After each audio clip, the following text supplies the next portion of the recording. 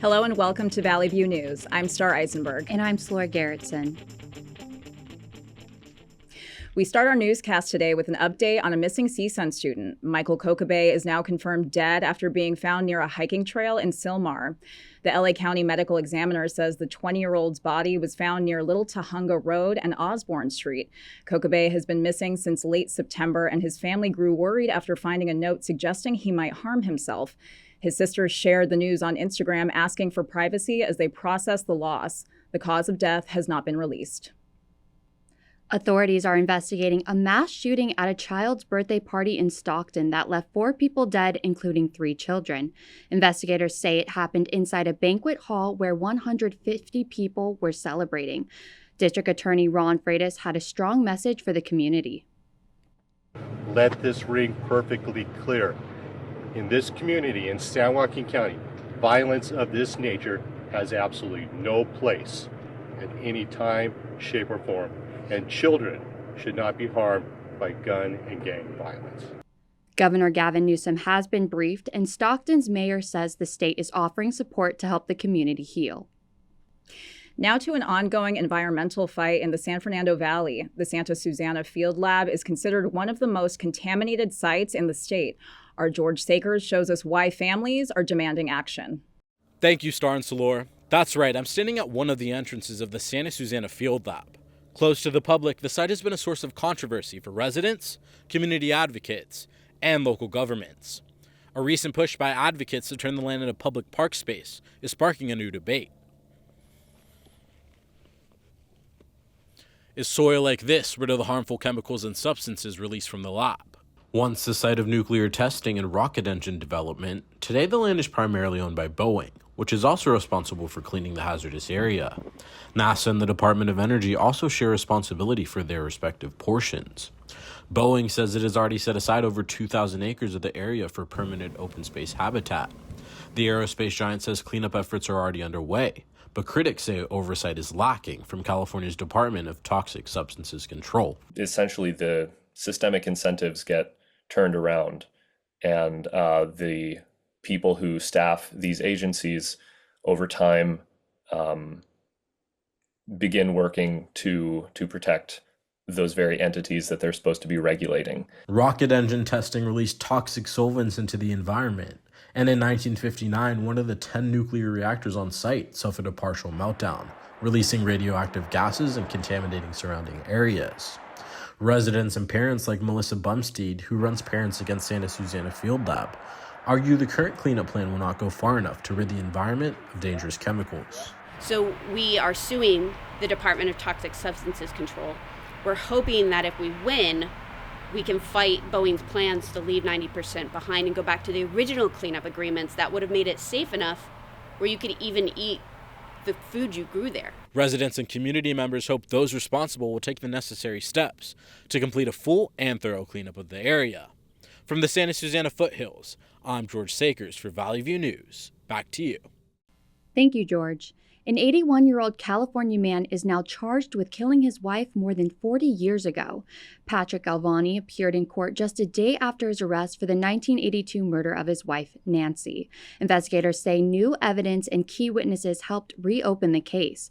Nancy's body was found in a sleeping bag near the San Mateo Bridge, and charges against her husband were dropped at the time. Prosecutors now say they finally have enough to take the case to trial. 15 people have been indicted after what federal officials are calling the largest meth seizure in Colorado history. The DEA says a 2-year investigation involving wiretaps, undercover work, and surveillance led agents to more than 1,000 pounds of meth. In April, they seized over 700 pounds, a record seizure in and of itself, from a residence in Lakewood, along with freezers, propane tanks, and other equipment intended for manufacturing methamphetamine. The drug trafficking ring was based in Denver and stretched into surrounding counties. The Education Department is severing many of its main offices and redirecting former responsibilities to other agencies within the federal government. This change comes after an announcement from the Trump administration last month. Offices that serve the nation's academic institutions will be transferred to other departments, including Labor and Interior. However, education officials say the change will not affect the funds Congress gives to states and the schools and colleges within them. The deconstruction of the Department of Education will bring President Trump one step closer to fulfilling his long-held campaign pledge. Negotiations are at a halt for the Russia-Ukraine war. U.S. officials say Ukraine has agreed to a U.S.-brokered peace proposal, with some details still being worked out. The plan included a ceasefire, the release of prisoners, and blocks Ukraine from joining NATO. Several of Russia's earlier demands have been removed, but territorial control remains the biggest roadblock. Our leverage is our European partners who are standing with us and would not allow a deal that would not be good for Ukraine, but also would not be good for European continent. President Zelensky says Ukraine won't surrender territory, while Russia is not committing to a timeline. Officials say more talks are expected. No meeting between President Trump and Putin is set. Officials say ending the war still requires substantial work. Venezuelan President Nicolas Maduro is back in public, ending days of speculation that he had fled as tensions rise with the United States. Maduro appeared at a coffee awards event last Sunday, handing out medals and sampling drinks, but he didn't directly address the military standoff. The U.S. has sent more than a dozen warships and roughly 15,000 troops to the region. Venezuela believes it's an attempt to force Maduro from power.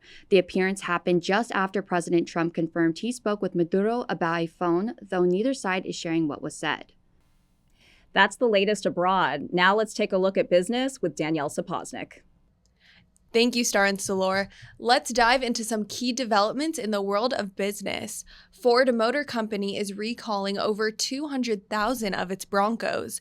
Federal auto safety regulators say there is the possibility of the instrument panel not displaying safety information when starting up the cars, which can raise the risk of accidents. The National Highway Traffic Administration says the recalls include over 100,000 2025 to 2026 Ford Broncos and almost 130,000 2025 to 2026 Ford Bronco Sports. Owners of these models will be contacted next week to have their cars' software updated. Wine lovers may face higher prices and fewer options this holiday season. Government data shows bottled wine prices have risen nearly 8% over the past decade. Imported wines are particularly affected by a 15% tariff on European bottles, raising costs for retailers and shoppers. Sales data shows U.S. wine consumption is declining, while spirits and ready-to-drink beverages continue to gain popularity. Experts attribute the shift to lower costs, greater convenience, and more flavor options. Many retailers and restaurants have reportedly streamlined their wine selections due to lower demand and higher costs, meaning shoppers may have to search harder to find their favorite brands. Gaming platform Roblox is working to develop age verification tactics with the help of artificial intelligence.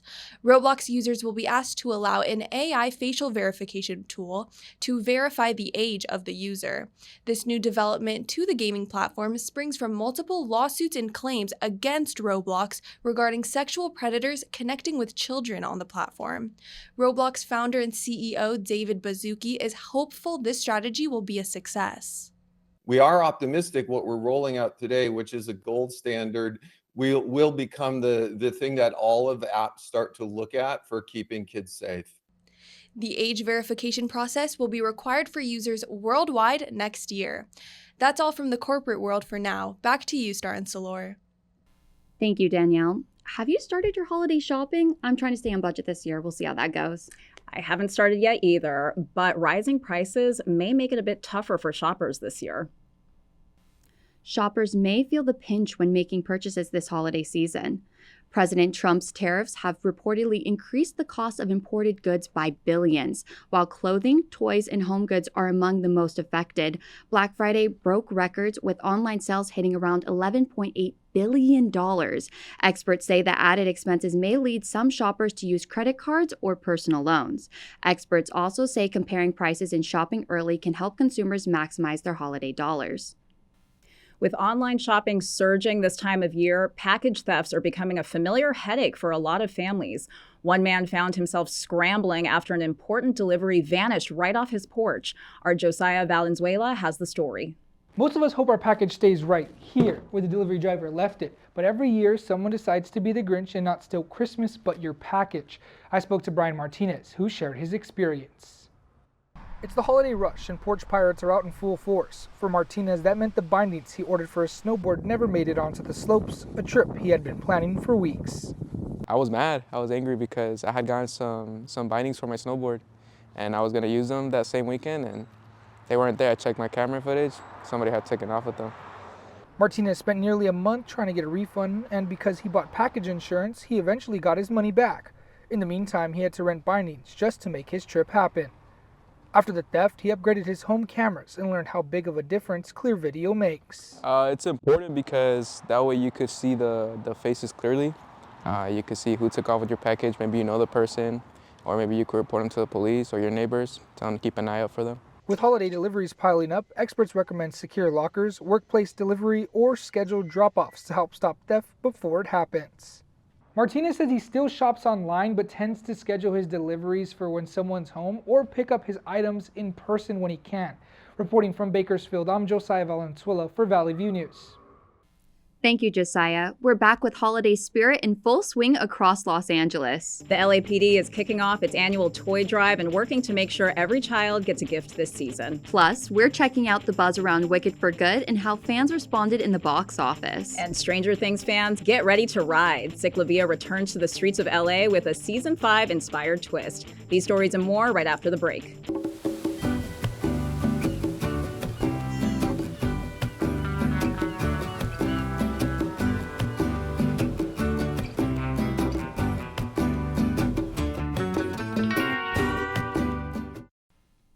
Welcome back to Valley View News. As temperatures start to drop, experts say it's easy to avoid exercise and stay indoors. Dr. Kathleen Mueller with the American Academy of Family Physicians says planning ahead for workouts can help. That could mean joining a gym or just finding small ways to move more throughout the day. Doctors say maintaining a healthy weight can help lower the risk of chronic disease, improve overall health, and support wellness throughout the year.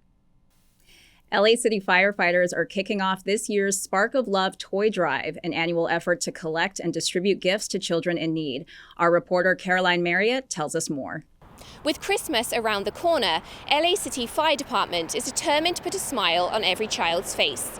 The Spark of Love Toy Drive has been running for over 30 years, and its mission is to get toys to underprivileged children. LA City distributes toys to a variety of non-profit organizations and typically serves 110,000 children per year. You know, the hardships that families are going through right now, thinking about paying rent, food is so expensive, sending them to school with clean clothes and whatnot. And then now that the holidays are coming around and they want to continue to see just that smile on the kids' faces, even just being able to receive one simple toy for them might mean the world to them. They're seeing all their friends receiving toys, and then now they can too, as long as they're part of a nonprofit organization. This is their Christmas. This toy that we give them is all they're going to get, and we are not at the receiving end where these kids get them, but we do hear that some of the parents are in tears because they're just so happy that they were able to get something for their kids. Although the current focus is donating in time for Christmas, LA City will accept toys all year round. The types of toys that are most needed are probably for the 0 to 3-year-olds and the 10 to 12-year-olds. Athletic equipment is really good because it's universal and it can be used for all age groups and genders, so that's what we really appreciate, but we'll take all toys. And just keep in mind they are new unwrapped toys. Please do not donate used toys because we go to hospitals and the children are sick, so we have to make sure the toys are new and clean. A small donation can make a huge difference. Reporting from LA City Fire Department, I'm Caroline Marriott, Valley View News. While the LAPD is spreading cheer, an officer in Ceres is making sure one family's holiday isn't spoiled. A family there says they lost hope after a porch pirate stole a personalized gift meant for a Marine Corps veteran. The entire theft was caught on camera, but a Ceres police officer, who's also a former Marine, took the case personally. Officer Chuck Rushing tracked down the suspect using city and home security cameras and recovered the missing package. Inside was a custom sweater meant for the victim's husband. The officer hand-delivered it back to the family, saying he knew how meaningful that gift was. Police haven't said what charges the suspect could face. Time to check what's happening in the world of entertainment. Our Sunny Day has the latest. Yes, thank you, Star and Salor. As we get further into the holiday season, there's a ton coming up in entertainment. From new box office records to Christmas cheer, we have it all here for you. Starting with the biggest sequels of the year, which are making global history, Wicked for Good is defying gravity in the box office, earning $150 million nationally and over $225 million worldwide. This film is the most famous Broadway adaptation in history, setting new records in the musical theater genre. Zootopia 2 is hopping to the top after gaining over $150 million nationally, but the real excitement is international. In China alone, the film brought in more than $200 million, with sales in other countries raking in a massive $500 million. These sequels are creating insane numbers at the box office, and thankfully, Hollywood never stops, as there are many more movies to look forward to this winter. From loud screams to epic adventures, the big screen is serving up some must-see movies this holiday season. If you're looking for a good scream, Five Nights at Freddy's 2 will be available to watch in theaters tonight. Next up, you'd better watch out and you better not cry because the horror-themed Christmas film Silent Night, Deadly Night will be sledding into theaters on December 12th. Lastly, Avatar Fire and Ash will be hitting the big screens on December 19th. The third movie of this famous franchise is expected to break even more records in the industry, so grab your popcorn and get ready for a movie marathon. Stranger Things' fifth and final season is bringing in tons of views on Netflix, so many that the site temporarily crashed the day the first episode was released. The next 3 episodes of the series will come out on Christmas, with the season finale airing on New Year's Eve. LA had its very own way of celebrating when Ciclavia turned local streets upside down, partnering with Netflix for their 64th event, Stranger Things 5: One Last Ride. Our reporter Leah Woodbury was at the scene and will show us the nostalgic celebration for the highly anticipated 5th and final season of the well-renowned show. Fans took to the streets dressed as their favorite characters to express their excitement for the show. For 4 miles, they were able to experience photo ops, secret quests, trivia games, and music shows. Fans without a costume were also able to purchase merchandise, and those who arrived with a bike had a repair shop at hand in case of any trouble. One person says this marks her 7th time coming to a Ciclavia event. I love having the street open, that you can just ride your bike down. You feel like a little kid, riding down the middle of the street, and it's a lot of fun. Whether you were biking, skating, or walking, this event was a way to get some exercise in and learn about the new season. The season is expected to get a lot more intense as things wrap up, and fans are worried for which of their favorite characters will be sticking around. The finale of the season will be airing the last day of December in theaters nationwide. An event worker says the fan appreciation is his favorite part. I think everybody dressed up in all the costumes and whatnot. I think that's what brings the community and everybody just showing that appreciation for it. It really brings it to life. So I love the cosplaying. I don't know about you guys, but I'll definitely be tuning in to the first episode of the new season, The Crawl. Reporting from Los Angeles, Leah Woodbury. Back to you, Sunny. Thank you, Leah. The countdown to next year's Met Gala is on. The theme is costume art and celebrates the connection between art and fashion. The event will inaugurate a 12,000 square foot wing at the Met and features an exhibit that pairs garments with artwork from across the museum. Met officials say the exhibit will take visitors on a journey through art history, and Costume Institute leaders call it a transformative moment for fashion. 'Tis the season to be jolly. The holidays are right around the corner, and our reporter Ava Sear shows us how one of LA's famous shopping plazas is gearing up for the season. The holidays are in full swing at the Grove, and the iconic shopping plaza has lots of fun festivities for guests to enjoy. The Grove's annual Winterland is back for another season, and this year's guests can enjoy a variety of festive activities, such as meeting Santa, trolley rides, twinkling lights, and of course, everyone's favorite. Definitely the snow. The snowfall, just like all the lights. I love Christmas, so just the vibe of it all. We just got off of midterm, so just a time to relax. It was really nice. It was a good de-stress. Along with the Grove's very own festivities, the original farmers market located right next door also offers guests holiday fun and seasonal treats. The food section, the market is pretty nice there. I just it's very festive, all the lights, decorations, it's very nice. As you can see, the Grove is exploding with holiday cheer and magic. Reporting from Mid-City, I'm Ava Sear for Valley View News. Thank you, Ava. That's all the buzz I have for you in entertainment this week. Back to you guys. Thank you, Sunny. We're going to take a quick break, but don't go anywhere. When we return, we'll give you the latest in sports. Controversy is rising as one star's eligibility in the World Cup is in question. Fans and teams are weighing in after a recent suspension ruling that could affect the lineup. We'll break down what this means heading into the tournament. All eyes are on the NFL as the race to the playoffs enters a critical week. Several teams are battling for division titles and wildcard spots, with key matchups shaping the postseason picture. We'll give you a look at who's in control and which games could change everything. Sunshine is taking over this week after a run of some chilly days. I'm Devlin Jimenez with your week's weather forecast. Coming up right after the break. What I thought was a complete life was nowhere near complete. But it is now. Learn about adopting a teen at adoptuskids.org.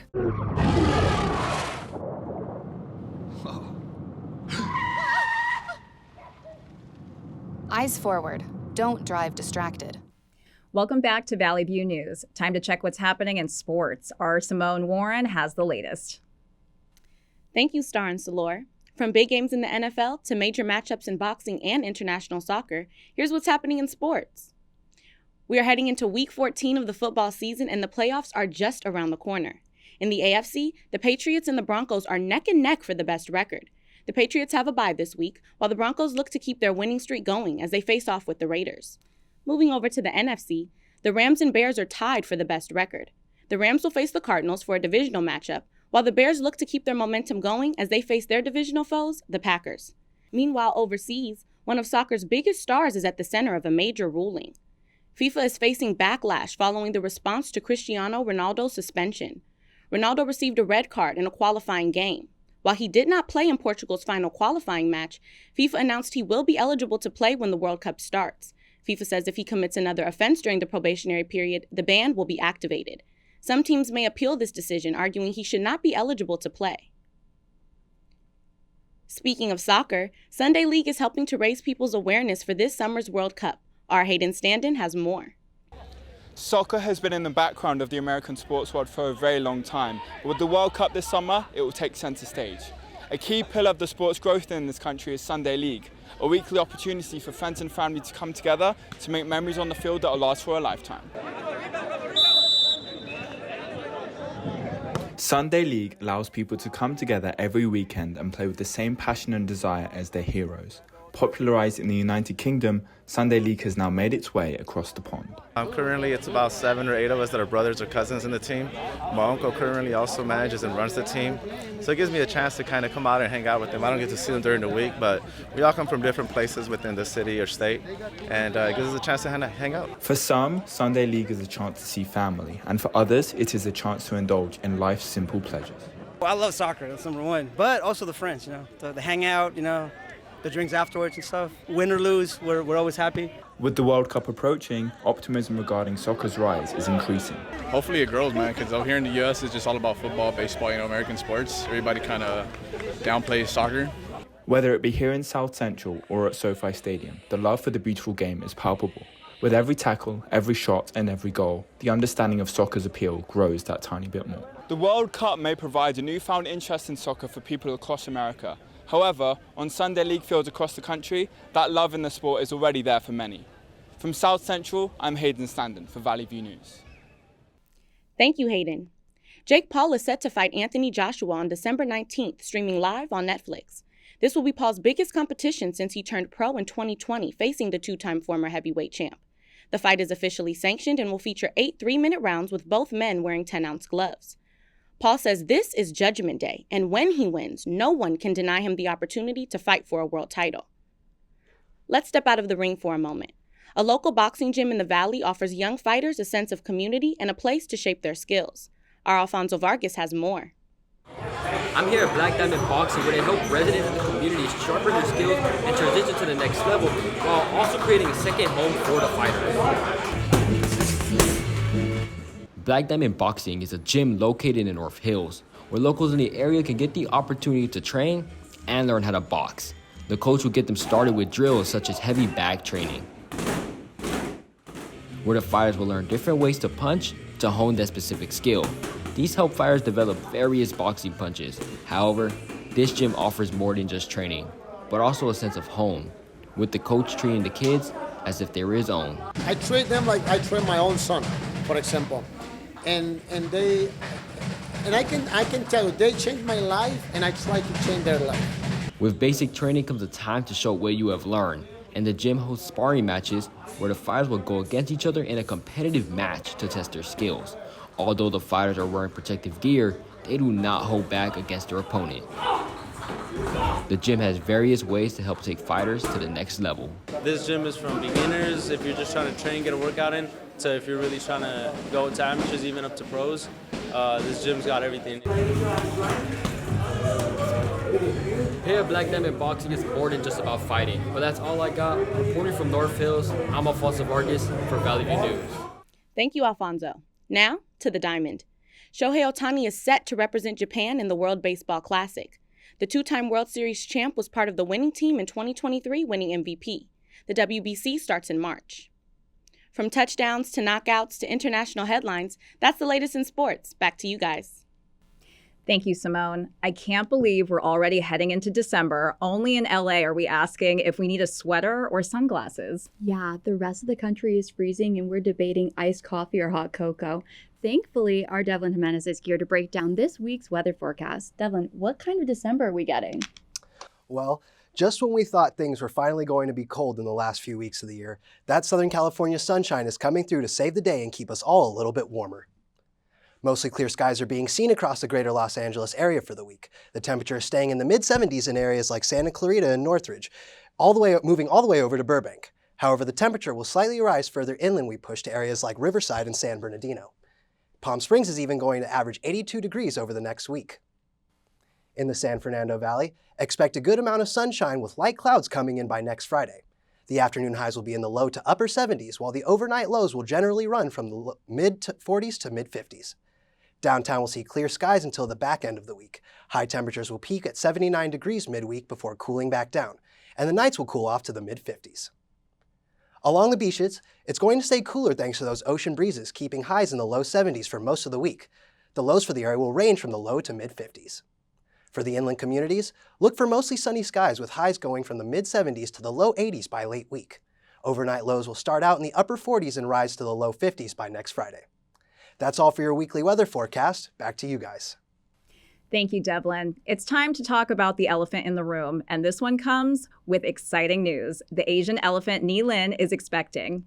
This will be the Smithsonian National Zoo's first elephant birth for the species in 25 years. The soon-to-be mother and father are expecting their new addition to the family to arrive sometime between mid-January and early March next year, after Spike successfully sired the calf last year. With the arrival of this new baby, the zoo hopes not only to grow its own community, but to also inspire renewed commitment to protecting this endangered species before it's too late.